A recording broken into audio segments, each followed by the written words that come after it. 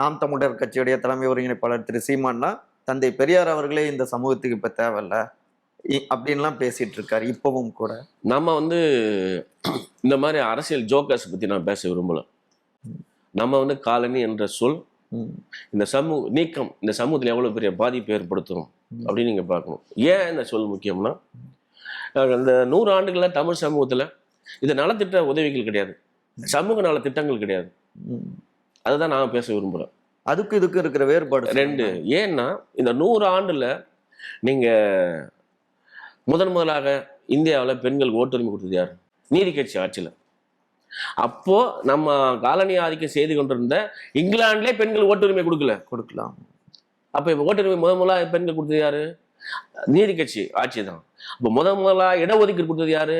நீதி கட்சி ஆட்சி தான்.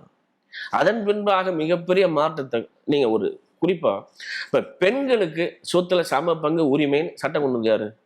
டாக்டர் கலைஞரா இல்லையா? அவர் உள்ளாட்சியில இந்தியாவில் எங்கேயுமே நடைமுறைப்படுத்தல. உள்ளாட்சியில 23% இடஒதுக்கீடு பெண்களுக்கு கொடுத்தாரா இல்லையா? இது தான் சோசியல் சேஞ்சஸுக்கான விஷயம்.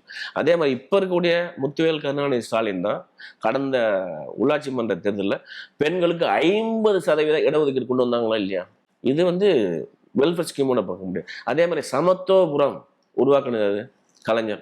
இப்ப மாற்றுத்திறனாளிகளுக்கு உள்ளாட்சி மன்றத்தில் இடஒதுக்கீடு தேர்தலே சந்திக்காத இடஒதுக்கீடு கொடுத்துருக்காங்களா இல்லையா? அப்ப இந்த வரலாறு முழுக்க சமூகத்துல மிக முக்கியமான மாற்றங்களை கொண்டு வருது, சட்டத்தின் மூலமாக கொண்டு வருது. அந்த சட்டம் திரும்ப பெற முடியாத அளவுக்கு மாற்றப்படுது. இப்ப உதாரணமா அனைத்து ஜாதியினரும் அர்ச்சகராகலாம் அப்படின்னு சட்டம் கொண்டு வந்து யாரு? கரெக்ட், இவர் தான் கொண்டு நடைமுறைப்படுத்தினார்.